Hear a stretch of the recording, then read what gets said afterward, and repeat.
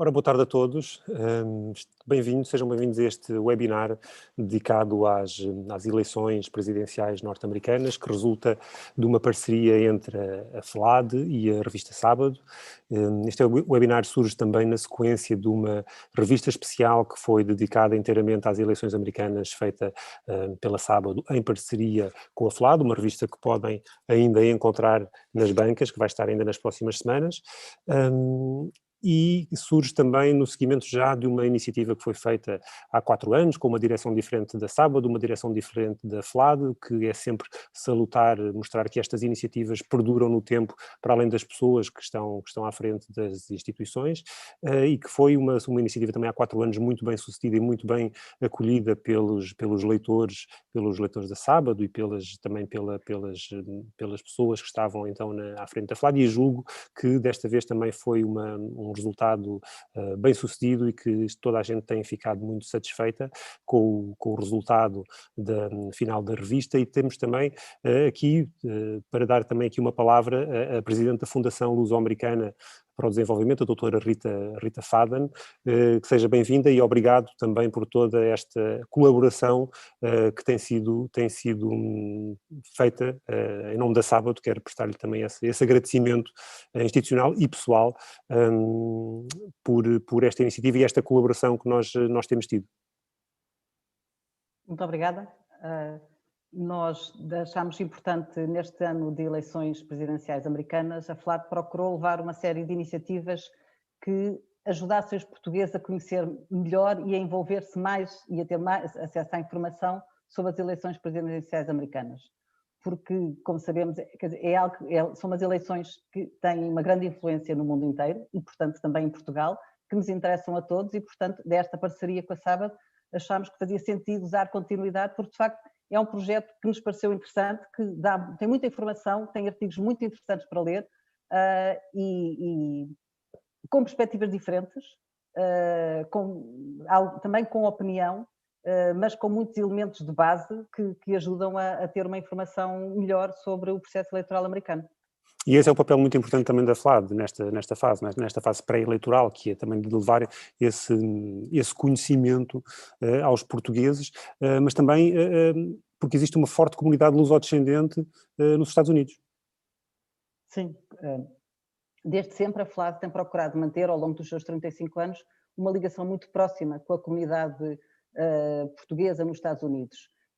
Estamos a falar de uma comunidade ampla, larga, enfim, estima-se neste momento que é 1,5 milhões, sobretudo nas duas costas, espalhados nas duas costas. Alguns deles já são quinta geração, mas o que é verdade é que eles mantêm um grande interesse e uma grande ligação a Portugal. Querem saber, querem estar informados sobre Portugal, querem ter uma ligação a Portugal. Também com a língua portuguesa, há um interesse crescente por parte da comunidade, que muitos deles já não falam o português, em aprender o português, e, portanto, o que nós temos percebido, o que nós temos sentido, é que há um grande interesse por parte da comunidade luso-americana nos Estados Unidos em manter essa ligação a Portugal, e é isso também que a FLAD procura fazer, obviamente.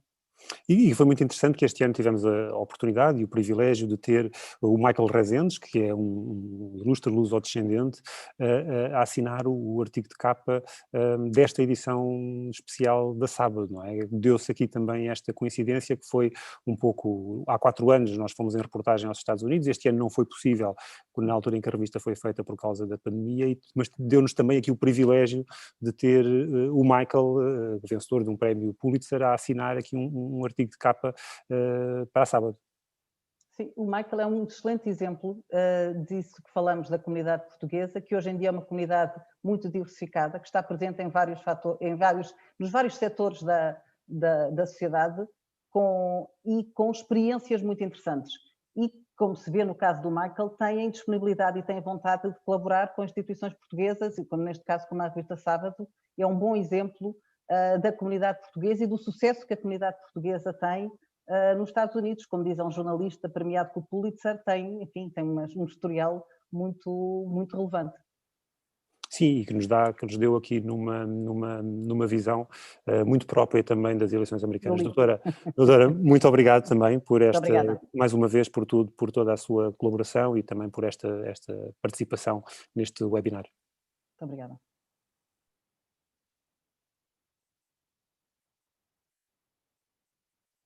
Vamos agora também então esperar que o Michael se ligue aqui à nossa emissão.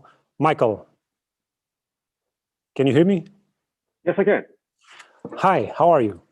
Very good, very well. Nice to see you. Nice to see you. Welcome. Thank you very much for taking your time to share with us your ideas about the upcoming election, and thank you once again for a great story that you published on Sábado.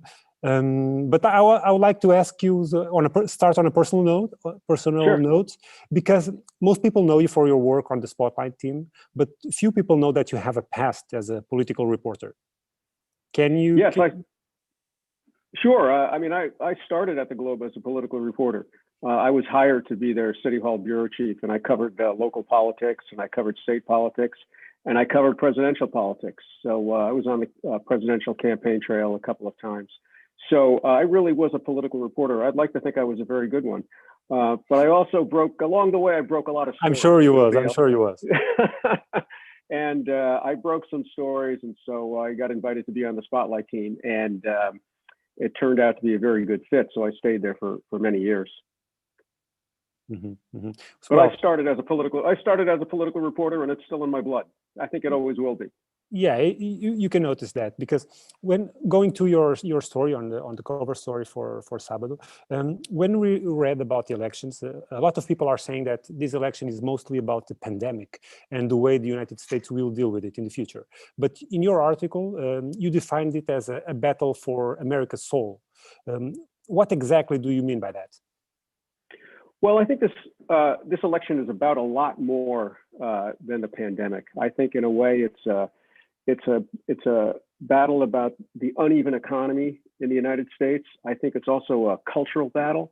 I really believe that right now there are two Americas, and they're not defined at all by COVID or the coronavirus. You know, they're defined by a different cultural outlook, and they're defined by a different economic outlook. You know, we have a situation here where the economies in the major metropolitan areas, the cities, the areas of the country that are participating in the information economy, these areas have done very, very well economically. There are large parts of the country, sometimes they're pejoratively called the flyover states, the center of the country, off the coast, that have not done well economically since the financial disaster of 2008. These are areas that were once industrial and have been deserted by industry, or they're agricultural areas. And they have not come back since 2008 the way the cities have. And I think in general, those areas, they tend to be whiter, you know, less racially diverse. They tend to be more culturally conservative. They tend to be against abortion rights. They tend to be against same-sex marriage. They have very conservative cultural values that also differentiate them from people on the coast, the coastals, you might call them. So in that sense, I think it's a battle for America's soul. I think also that there are people who don't seem to really be very invested in having a democracy, and might want to be led by, you know, what we used to call a strongman form of government. And then what do you mean by that? Well, I mean that you know, we have a president who has called people like you and I the enemies of the American people, you know, reporters, the enemies of the American people.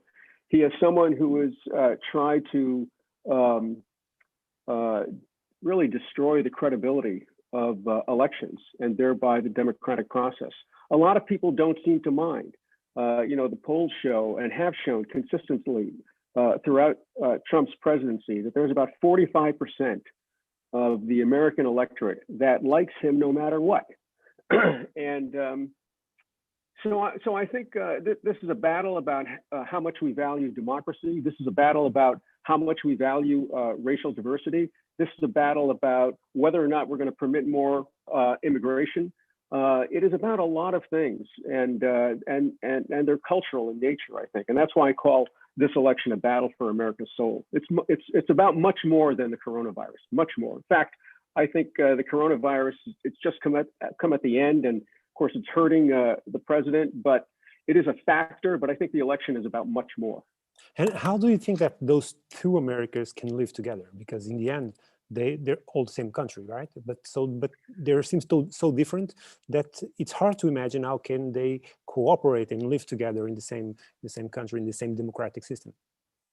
Unfortunately, it gets more and more difficult. You know, we fought a civil war in this country over 100 years ago, but there was a civil war in the United States. It was the North against the South. And I think the vestiges of that war are still with us today. And you can see it in the controversy over whether or not we should dismantle or destroy the statues of Confederate generals and Confederate soldiers that you see throughout the southern states. You know, this is a symbolic value, but this is a symbolic battle over these statues. But I think that the symbolism means something.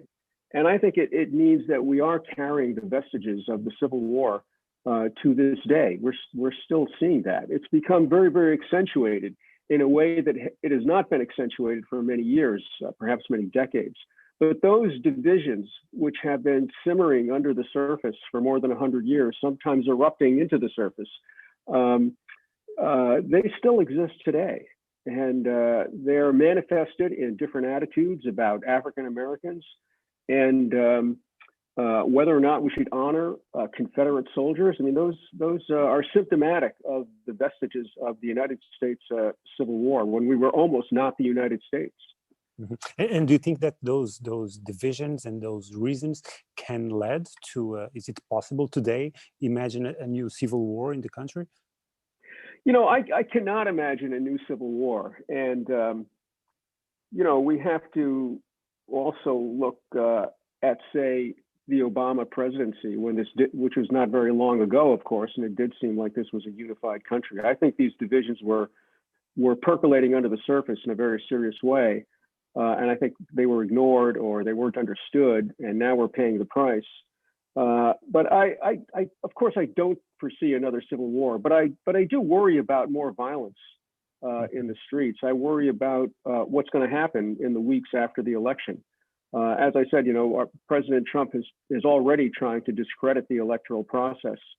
He has not said, even though he's been asked, he has not said that he will leave willingly and peacefully if he loses the election. So I personally have a lot of anxiety over what's going to happen in the weeks after the election. Mm-hmm. So that's actually the first time that the sitting president says that he may not accept the results, right? It is unprecedented. It is absolutely unprecedented. Yes. Mm-hmm. Let me go back a little bit, because you mentioned the years of Barack Obama, and you also mentioned the technological revolution that provided a high degree of wealth to the main cities against what happened in the middle of the country. But those days, that technological revolution, it's not something that is happening now. It's been happening for more than a decade, right? So how can we have missed what was happening? It seems underneath our noses. Yeah, I think, frankly, the news media is partially responsible. I mean, the news media is headquartered in places like New York, where I am, in Washington, and the West Coast. And, you know, reporters generally like to live in the metropolitan areas that have done very well financially because of the technological revolution. You know, we don't tend to visit the other parts of the country. We don't tend to visit places like Missouri or North Dakota or Kansas or Nebraska. We don't generally find reasons to go to those places. So I think the news media, we really missed the story. We missed the story of the tremendous dissatisfaction that was brewing across the country.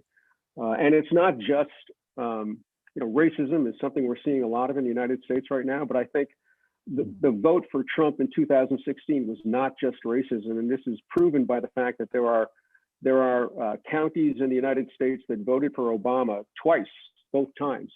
And then they turned around and they voted for Trump by even bigger margins. And I think it's because they were so angry about their condition, their economic condition. And, you know, one of the slogans of the Obama campaign, it was a genius one-word slogan, change. And there was another one-word slogan that was all equally genius: hope. And I think after 8 years of Obama, a lot of people felt that things had not changed, and the promise for change was unfulfilled, and they were losing hope, and that's why they voted for Trump. And I think we in the news media missed it. We just missed it. And that was what I was going to ask you. Do you think that the news media learned their lesson from what happened 4 years ago? Well, I hope so. Sometimes I have my doubts, but I hope so. Some of Trump's actions have made it difficult for some reporters to be sympathetic to his supporters. I mean,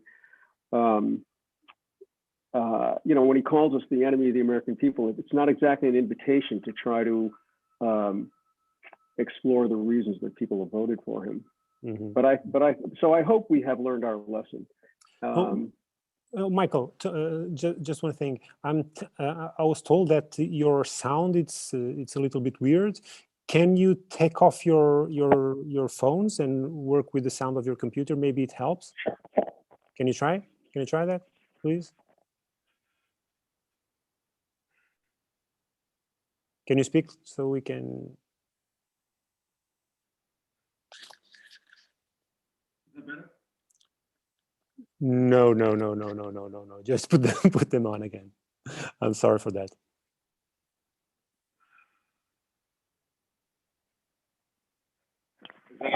I was hearing perfectly, but maybe it's I don't know. But yeah. I don't think that worked. No, it's better. I think it's better like this way. So, well, okay. we're talking about Donald Trump and the years after Obama, and you said that the people were tired and they felt that nothing had changed and they were run out of hope, so they chose Donald Trump. Another president, as you said in your story, another president might have tried to unite the nation, might have tried to unite the country, but not Donald Trump. Why do you think that he chose that path? Well, this was a great surprise to me because I thought the natural political inclination for any president, I think, would be to bring the country together, not simply because it's the right thing to do, but also to ensure re-election. It's great to have a strong base, but you can't win a presidential election, certainly cannot win the popular vote with 45%. You need more than 50%. Now, Trump was elected president without winning the popular vote. He was elected, we have this system in America where it's a state-by-state process. We call it the Electoral College. It's fairly complicated that decides who the president is. So President Trump was able to get elected losing the majority vote. So, that may be why he persisted in playing to his base and really failing and not even trying to unite the country. I mean, he has played to his base consistently throughout his presidency while ignoring the rest of the country. So you probably think that he can do it again? He probably thinks he can do it again. Yes. Yes, exactly. Yeah, and at the same time, at the same time that he won the presidency, he took over the Republican Party. I mean, what might be the consequences in the near future for the party after Trump? Because it seems like after him is the void. Yes, frankly, I think this is a disaster for the Republican Party. Trump's victory in the primaries was a hostile takeover of the party, but the Senate, all the Republicans have just fallen in behind him. I think they fear him. Number one, they fear his wrath, they fear his anger, they fear what his opposition will do to them politically. So they have all fallen in line behind him, and I think this is a disaster for the future of the Republican Party because this country is increasingly racially diverse. And it'll become even more racially diverse. And the Republican Party right now looks like the Republican Party of the past. It's an older, it's an older party. It's an all-white party for the most part. And this is a party that seems to be all about the past while trying to ignore the present and the future. Well, but the Democratic Party doesn't seem very different, because we had in the primaries, we have Bernie Sanders, and Joe Biden won the nomination, and he has 77 years old, and he's been here for decades. It seems like he's here forever. So the Democratic Party, in that sense, it's not that different from the Republican Party. Well, I would argue that point, because if you go further down in the ranks, it's really a diverse party. And of course, the Democrats have Kamala Harris on the ticket, so and that gives us some diversity. But once you get away from Bernie Sanders and Joe Biden and get into who are the representatives in Congress, who are the people that are active in the state parties, you'll discover a much more diverse party, diverse racially, diverse by gender, and to some extent diverse by political ideology. Mm-hmm. But there are very different ideologies inside the Democratic Party right now, right? Yes, there are severe differences within the Democratic Party that are kind of being papered over right now, as the Democrats have come together in order to defeat Donald Trump, or try to defeat Donald Trump. So there's a lot of tension within the party, but nobody is really talking about it. None of the Democrats are really talking about it, because they want to unite to defeat Donald Trump. Mm-hmm. Do you think that if Joe Biden wins, he will be a one-term president? And in that case, should he state that to the voters? Well, I don't know that it'll be a one-term president. Not necessarily. I mean, he's fairly elderly, and in that sense, it might be a one-term presidency. But he could easily serve 2 terms. I think we'll have to see. I don't think that's a foregone conclusion. We'll have to see about that. Okay. And speaking about the campaign, do you notice any differences between the Trump campaign 4 years ago and the current one? Well, I do, and a lot of that is because of COVID and the coronavirus. 4 years ago, what defined the Trump campaign were these huge, boisterous rallies that he had in every state, everywhere he went. And those rallies there are fewer of them, and they're kind of a shadow of what they were 4 years ago by necessity because of the coronavirus. So I would say that's the biggest difference in the Trump campaign, just the absence of so many well-attended rallies filled with enthusiastic people. You're just not seeing that right now.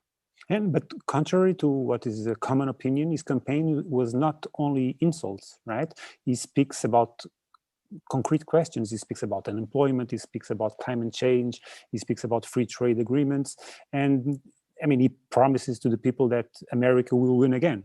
So do you think that message continues to resonate with his audience?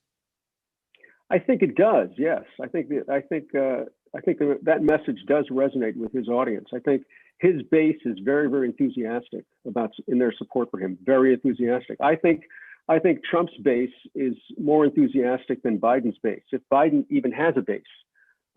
Trump is beloved by his supporters. Beloved. They are steadfast behind him. Mm-hmm. And he might show no respect for facts sometimes, and he has said what he said about the media and about his promises. But there's an interesting thing that we have to notice, for example, that despite all what people say about him, I think he's the first president in decades who didn't send any troops for a new war or a new conflict. This is very true, and I wish there were more Democrats who would note this. And it would be interesting if Trump himself would accentuate this a little more in the campaign. But I think you're absolutely right. He seems very averse to military adventures, and unlike many of his predecessors in the White House, he has not started any new wars. And that's very significant. Very significant. I completely agree. I agree with your observation. It's one I don't hear very much, and I think part of that is I think Americans in general, I have to say, and the American news media is fairly myopic. I mean, I don't think American voters really care a whole lot about foreign policy, even though they should, and even though this world gets smaller and smaller all the time. I think Americans think about America. But I think your observation is absolutely correct. And that's interesting what you're saying, that they don't care much about foreign policy, because I mean, probably the country, because the country is so big and there are so many issues to deal with it inside of it, that we in Europe, we tend to give much more importance to American foreign policy than Americans probably, right? Sure, I think that's true. I think that's true, because I think Europeans, as you say, they, maybe it's because the countries are smaller and you have neighbors close by where people speak different languages. I think Europeans have a greater consciousness when it comes to foreign affairs than Americans. And all polls are giving Joe Biden a comfortable lead a few days from the election. But as you said, Trump remains very competitive, right? Despite all that happened in the last few months. Do you think that without the pandemic, he would have his re-election assured? Well, who can say? I don't really know. I would say no. I don't believe that. I think his victory in the states that put him over the top was very, very narrow. You take a look at the three most important states in the last election were Pennsylvania, Michigan, and Wisconsin. Those are traditionally Democratic states that voted Republican and allowed Trump to claim a victory in the Electoral College. Trump's margin in those three states was razor thin. So I think this election would be competitive in any event. And there's the question about the mail-in ballots, right? And in which Trump attempted to cast doubt on the legitimacy of the results. What do you think about that? I mean, can you tell me a little bit more about this process, about how does it work? Because it's very different from what we have here. Well, we've had mail-in voting for a long time in this country. And the fact is, and this is the fact, is that there's never been a problem with it. Okay, there have been some minor glitches here and there that you could find, but generally speaking, this is a process that's worked very well. And when Trump tries to delegitimize the election by delegitimizing mail-in balloting, to me, he's talking like a man who believes he's going to lose. Why else would he be trying to discredit the election beforehand in a way that is not accurate, in a way that is not factual? We have a different situation this year because of the coronavirus. We have millions of people who are participating in mail-in balloting, many millions more than ever have in the past. So there's no doubt in my mind whatsoever that there is going to be a delay in counting the vote this time. For instance, in the all-important state of Pennsylvania, we might not know the results of the election for 4 or 5 days, or maybe even a week. And there are several other states where that might happen. Because of the tremendous increase in mail-in balloting, and also in certain states, the law prevents officials from beginning to count the ballots until election day. So all these ballots are piling up and piling up and piling up, and nobody is counting them, not because they're being negligent, but because the law doesn't allow them to start counting until election day. And the law that governs when these mail-in ballots will be counted differs state by state. So even though there's very little evidence of fraud with regard to mail-in balloting, we are going to have a situation this year, I think, when the results are delayed because there are just so many people participating in the election in that way. Yeah. And so probably next Tuesday, we won't have a president for the United States. It's possible that we will not. Yes, it's possible we will not. I mean, it could be. I mean, if there's if one candidate wins by a landslide in several states, there's an outside chance we will have a president by Wednesday morning, but I tend to doubt it. In your article, there was a part to which I liked a lot, in which you compared the Trump victory 4 years ago to the one of George H.W. Bush against Michael Dukakis, in which the Bush victory was partly due to a series of unusual harsh attacks by the Bush campaign. But no candidate has used such aggressive rhetoric as Donald Trump. Can we expect a surprise or any harsh attacks more than usual in these last few days of the campaign? Well, sure. I mean, we get so many harsh attacks from the president that it's almost become normal. I mean, we don't even notice them. But just his nickname for Biden, Sleepy Joe, that's the kind of thing we've never heard before in presidential elections, ridiculing your opponent. There was a Republican rally in Florida where the U.S. Senator was ridiculing Kamala Harris's name, purposely mispronouncing it. And so, sure, Trump makes harsh attacks pretty much every time he campaigns. It's his style. I don't know if he knows how to campaign in any other way. Yeah, and that's probably one of the reasons why his base loves him. Yes, they do love that. They love that he's combative. They love that he's angry because it's a reflection of how they feel. His base is angry. And so when Trump goes on the attack, they like that. They cheer him on. So we're having some questions from the audience. Okay. Okay, let me just start let's start from Inês Felgueiras asked a question. What do you think that will happen on the international stage in terms of foreign policy if Donald Trump is reelected? Well, I think we have a pretty good idea of what's going to happen. I think we'll see Donald Trump try to disengage, perhaps finally getting out of Syria, perhaps getting out of Afghanistan. This is a president who really does not believe in armed conflict with foreign countries. So I think we'll see more efforts on his part to end military engagements by U.S. forces overseas. And particularly, as I said, I'm thinking about Syria and Afghanistan.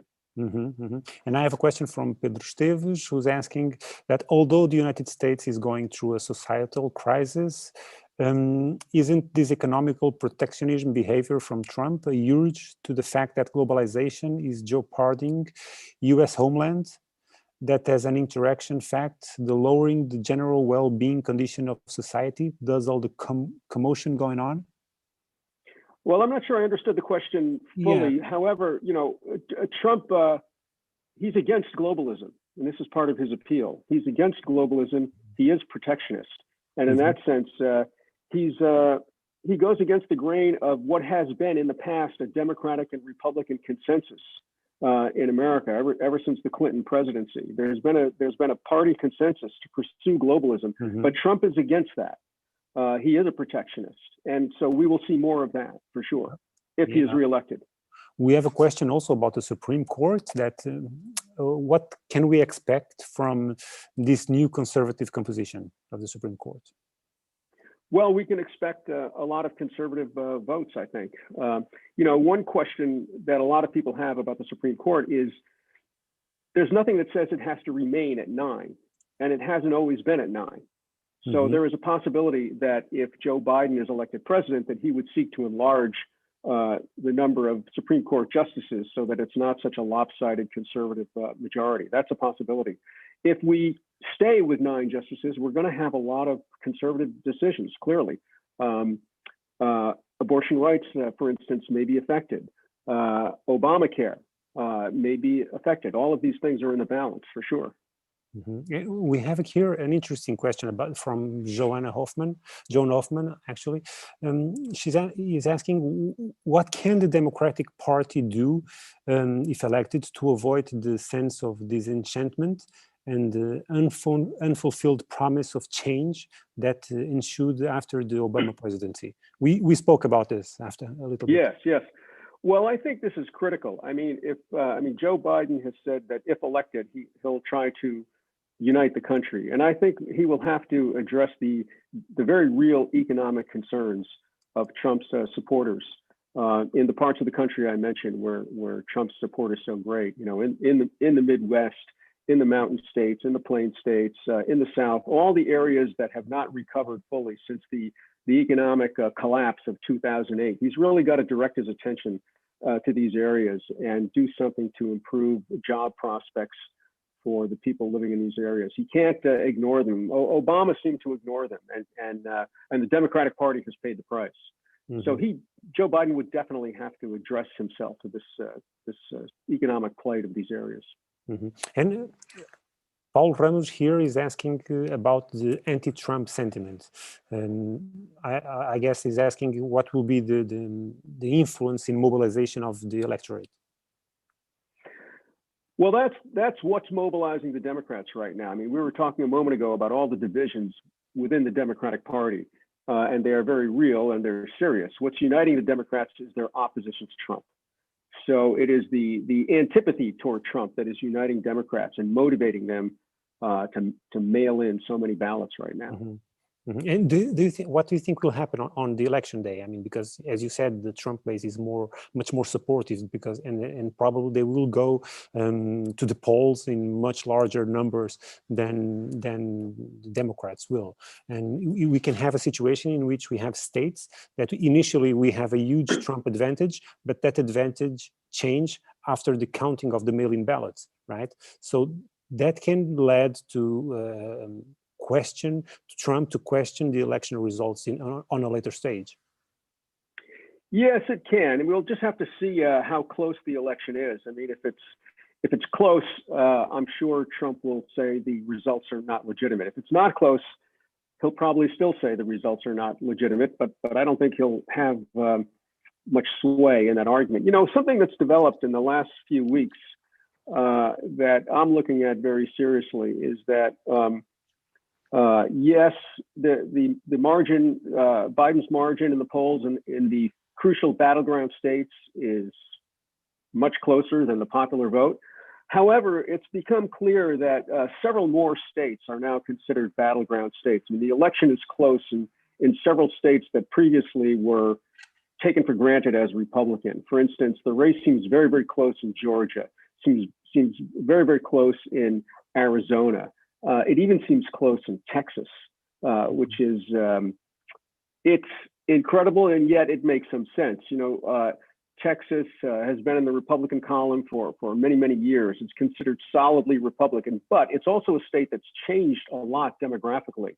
You know, there are many, many more Latinos living in Texas than ever before.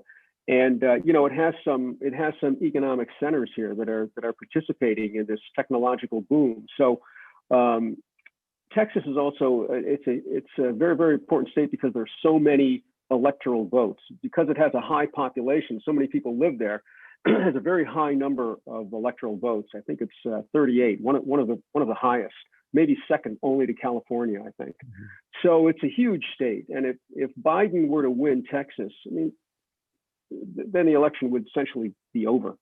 If he would take all the states that Hillary Clinton won in 2016 and win Texas, take Texas from the Republicans, I mean, I'd have to do the math, but that would put him over the top or very close to the top. That's very interesting, because you mentioned that the tech revolution changed the state demographically, right? So yeah, what the tech revolution also did was that some of the areas on the main cities have become extremely expensive for the middle class, and there's a huge migration from those people who used to live on the cities to other states, to different states. So they're becoming more diverse. Some states that used to be Republican or more conservative, they're becoming more diverse, and they're changing demographically also, right? Yes, that's true. That's true. You know, you have, you know, look at Washington, D.C., for example. You know, the migration of middle-class people from Washington into Virginia has really changed the demographics of Virginia. You know, Virginia used to be reliably Republican, and now it's almost reliably Democrat. Mm-hmm. So that's one huge example of the phenomenon that you're talking about. We have here another question from Carla Farinha, and she's asking if you think that the electoral system in America should change, or if it's still effective, because, I mean, obviously when it was created, it was a long time ago. The situation was very different. Well, it's an interesting question, and I guess I have a divided mind about it. I mean, I remember being a youngster and finally understanding that it was not majority rule. You know, we didn't select our president by majority rule, and it struck me as very unfair, and like a grave injustice. This was pointed out to me when I was in grade school. You know, but I just didn't understand how that could possibly be. It seemed so unfair. But now the reality is that if we went to a popular vote, then pretty much New York and California would determine who the president is every time, and nobody else's vote in other states would really matter very much, just because so many people live on the East and West Coast. Nobody else would ever have any say. So that's the other side of it. And this reality, this exists because, as you said earlier, this is such a big country. And it's difficult it's a big country filled with a lot of different kinds of people. And it's very difficult to devise a system where everyone has a say. And I would like to see some alternatives to the system we have today, but I have not seen one that I think would work better. Mm-hmm. Yeah, that's. In other words, how do you, if we decided the president by popular vote, essentially on a geographic basis, 2/3 of the country would never have any say in who's the president, in choosing the president. So that seems also unjust. Yeah, there's no perfect system, right? I don't think so. At least not in a country this big and this diverse. Mm-hmm, mm-hmm. Here, there's a question here from Donald Gonçalves. I don't know if he's in the United States or not, but he's asking about how do you, to the Portuguese community, that he's saying that it seems to be pretty diverse in the voting bloc, and where do you see their support in this race, and how would you classify the community overall? Well, to my knowledge, Portuguese people in the United States have been pretty solidly Democratic. Mm-hmm. Whether on the East Coast, I mean, my family was in Massachusetts, Fall River, Massachusetts, and these were folks who were very committed to unions. They all worked in the textile mills, and they were all union members, and so for that reason, I think they've always supported Democrats. And in California, there's a large Portuguese population, and I think that they've pretty much been Democrats as well. However, I know that in Fall River, Massachusetts, and New Bedford, there's the same kind of economic dislocation that has occurred in some of the Midwestern cities.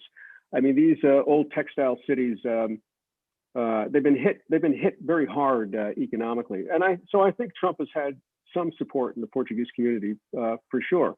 Largely for the same reason that he's had support in other areas where industrial jobs have disappeared. Not to speak about the most famous Portuguese descent American, which is Devin Nunes, right? Yeah. Well, that'd be one, yes. Yeah, that would be one, right? So we have here David Pires asking, that's a question that interests to us, about how do you see the future of whistleblowers such as Edward Snowden and Julian Assange, either with Trump or Biden? Well, I think we're going to have more whistleblowers, and I welcome them. I think we need whistleblowers to help us hold government accountable. We learn things from whistleblowers that we otherwise might not know about. So I think we'll continue to hear from whistleblowers, and as I say, they serve a purpose for sure.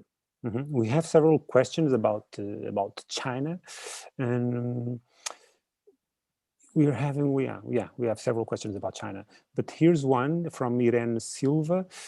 She's asking that, considering that China has been gaining some notorious impact on international dynamics, will the US lose voice with Joe Biden as a president, considering that he might be softer than Donald Trump regarding international affairs? Well, I disagree with the premise of the question. I don't see Biden as being softer than Trump when it comes to international affairs. You could argue the opposite, in fact. I mean, we were talking earlier about how Trump seems to want to disengage from United States missions abroad. I don't know. I just don't see Biden being softer than Trump on China. It might prove to be just the opposite. Mm-hmm. Yeah, I mean, some people say that U.S. foreign policy won't be that different. It might have a different rhetoric or more not so Twitter directed, but it will be basically the same. It will focus on Asia, and it will ask for European allies more action and more involvement, right? Well, I think it will be very different in some very important ways. I mean, I would look to Joe Biden, if he's elected, to try to rejoin the climate change accord that President Trump pulled out of. I would imagine he would try to renegotiate the agreement with Iran when it comes to exchanging economic sanctions for a promise to not develop, to not have nuclear capability. So I see I would imagine that Joe Biden, if elected, he would try to rejoin those international agreements that Donald Trump has pulled the United States out of. So in that sense, I think his foreign policy would be quite different. We have one question that people are worrying. It's that what's the worst thing that Trump could do if he doesn't win the elections? Well, the worst thing he could do is refuse to leave the White House. That is the worst thing he could do. The worst thing he could do is to not honor the democratic process, which is so important to our nation. And what will happen in that case? I honestly don't know. Is it predicted somewhere? Are there plans, contingency plans for, I don't know, from the military or from the Secret Service? I mean, what will happen if something like that happens? I don't think anyone knows. Maybe it's been gamed out by Joe Biden. Maybe it's been gamed out by people in the military. There's been no publicity about it. No one has publicly offered an opinion as to what will happen. No one has publicly offered a scenario as to what will happen. It's a discomforting mystery. Mm-hmm. Yeah, and probably Donald Trump will classify as fake news. So what if someone published something that predicted to that? And I'm mentioning this because we have a question about the role and the impact of fake news and disinformation in the outcome of the election. What's your view on that? I think this is a critically important issue. We know that there are ongoing right now. There's a lot of disinformation being put on American social media by forces in Russia and China and other places, I'm sure. This is a very, very important phenomenon. I mean, the use of disinformation and propaganda to affect the outcome of an election is a bigger and bigger problem all the time. And part of the reason that's a bigger problem all the time is because of the increased use of social media and honestly, the decline of the news media. I mean, most news organizations in America have been completely hollowed out again by the tech revolution. It used to be that people could trust their local newspaper, and now their local newspaper barely exists and can't compete with social media. So folks are relying on social media, and they have not apparently developed the capability to discern what's true and what's not true. So this is a huge problem, and it had a big effect, I believe, on the election in 2016, and I think it's having an effect on the election right now. But it's a reality, and it's a huge problem. Hey, you mentioned Russia and Iran and probably China, but there's also internal movements that they are using fake news to promote one side of the debate. I'm talking specifically about movements like conspiracy movements like QAnon that recently was declared like a terrorist threat by the FBI, and they are spreading more and more news about specifically about Joe Biden's son and conspiracy theories that promote Donald Trump as their hero, right? Yeah, correct. Yeah, it's true. I mean, a lot of the disinformation is originated right here in the United States. Absolutely right. There's no question. And we're knee deep or waist deep in or neck deep in conspiracy theories, and it has a terrible effect on the electorate. It does change some people's minds. There's no doubt about it. Mm-hmm. And what can we do as a journalist? What is our role in terms of fighting these fake news and these conspiracy theories? What can we do when people are looking more and more on social media and they are trusting news sources that are not really trustworthy? Right. Well, of course, our first responsibility is to produce factual news reports, to produce factual stories, to produce stories that are really only and exclusively based in fact, and to support fact-based news in whichever way we can. That's our first responsibility. I think there has been efforts by Facebook and Twitter to block disinformation, to block certain conspiracy theories. I think it's been very, very ineffectual, but that's basically what's got to happen. I mean, we used to have, there's a federal agency called the FCC, Federal Communication Commission, and they are in charge of regulating the airways.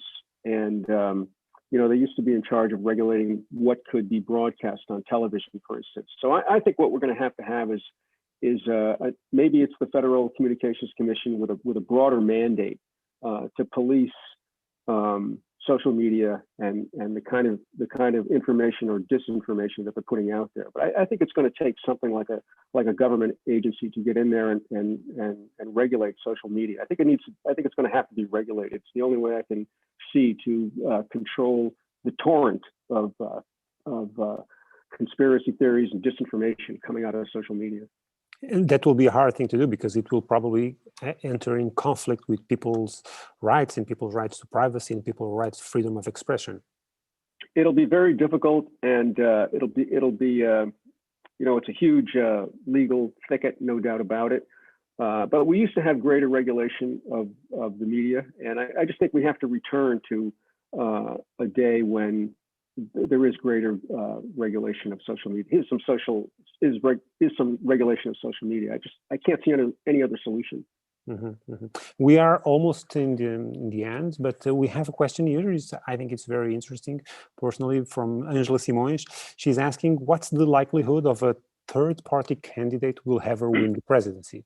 Because it seems that most people, she's saying that it seems that most people in America fall somewhere in the middle and they don't identify with the extremes on either side. So do you think in our lifetime, in the near future, we can see a third-party candidate appear as a credible candidate or a possible presidential candidate? I think the answer to that has to be no. We've had, this is a country where the two-party system dominates, and there's a lot of reason for that. We've had a lot of independent candidates and a lot of third-party candidates. There are some on the ballot this year. There always are, and they never do very well. The best they can do is spoil an election. For instance, there might be a Trump-like figure who would come along and take votes away from Trump, or a Biden-like figure to come along and take votes from Biden. More likely, it would be someone on the far right that would take votes from Trump, or someone on the far left that would take votes from Biden. But they would never win. They would simply, the best they could do was to spoil the chances of a main party candidate. But I can comfortably predict that in my lifetime, we will not have a third party candidate elected president of the United States. Mm-hmm. We have a question here. It's very interesting, and it's probably based on your experience, because the United States are such a great country, and has so much influence around the world, and the rise of Donald Trump has inspired and emulated other politicians in Europe and elsewhere. So what can we in Europe, or specifically in Portugal, learn to preempt that such a phenomenon like a candidate that, like Donald Trump, might appear and might win one day the elections in Portugal? Yeah, I think that's a very, very important question, because whoever asked the question, they're correct that Trump is he's an international, he's part of an international phenomenon. There are many national leaders who resemble Donald Trump, whether it's Bolsonaro in Brazil, or Duterte in the Philippines, or Modi in India. I mean, so what we have to ask ourselves, what is the common denominator of these leaders? And I think one of them is it's a reaction to globalism. So I think we have to, in order to prevent, if that's the goal, a candidate like that from getting elected in Portugal or anywhere else, why are these people getting elected all over the world? What's the common denominator? And I think you're going to find, as I said, it's a reaction against globalism. It's a concern about immigration. It's a concern about nationalism. It's a concern about jobs. So I think it's a very, very interesting question, like you said, because this is a global phenomenon. It's not restricted to the United States by any means.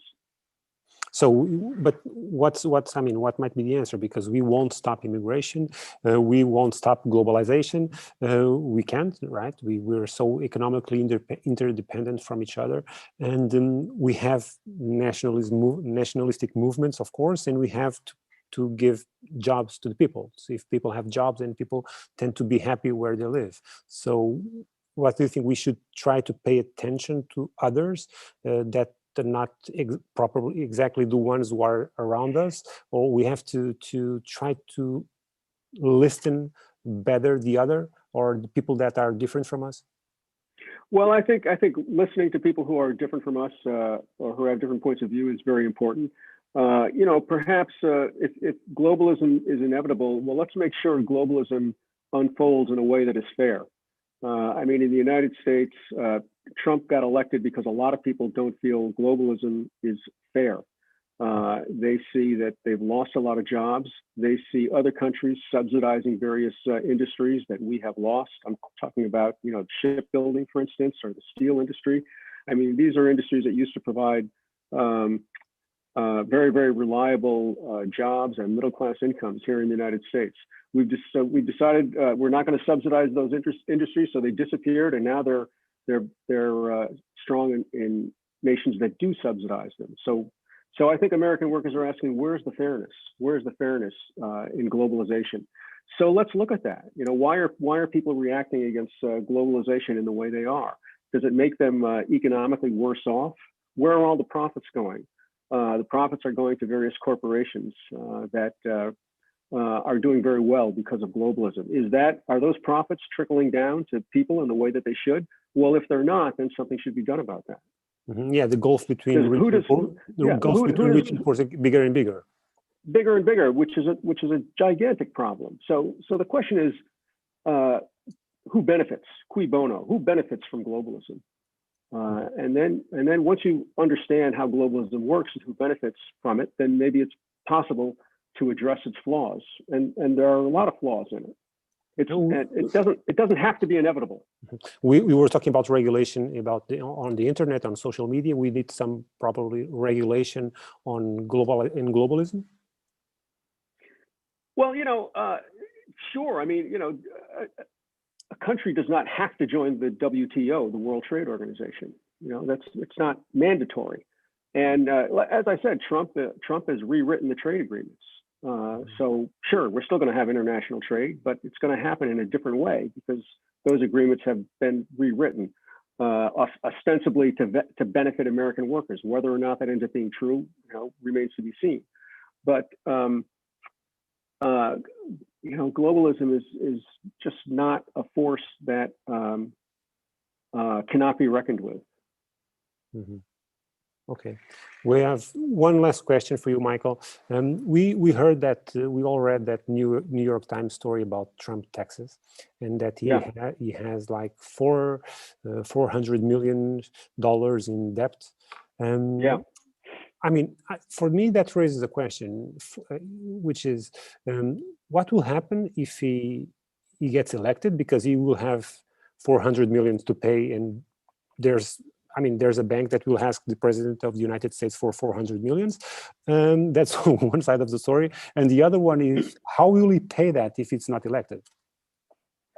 Well, I think, number one, it's true that these debts represent a real conflict of interest for Donald Trump. And they do raise a lot of questions about his ability to conduct foreign policy for this country in an objective way. I mean, those are very real conflicts of interest, and the president of the United States should not have conflicts of interest of that sort. As a practical matter, I would bet a lot of those debts are postponed and rolled over simply because he is the president. It's happened before.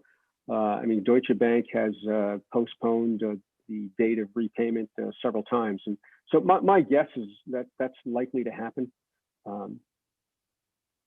Okay. Well, Michael, thank you very much for this very interesting and very enthusiastic conversation. It was an honor for us to have you writing our cover story for Sábado, and it was an honor to have you here talking with us about all, giving us your very balanced vision about what is going on in the United States. Well, thank you. It's been an honor to be here, and I appreciate all the questions, and it was great to be on the cover of Sábado magazine. Really a great experience. All right, thank you very much. I know you're learning your Portuguese, so if you want to say goodbye to people, we are going out. So, obrigado a todos pela vossa presença. Tiveram imensas questões, recebemos mais de 30 perguntas. Talvez não as tenha feito a todas. Peço desculpa àqueles aqui que não consegui dar resposta, mas muito obrigado pela vossa participação e pela vossa atenção. Obrigado. Obrigado. Aos meus amigos. Michael. Okay. Thank you.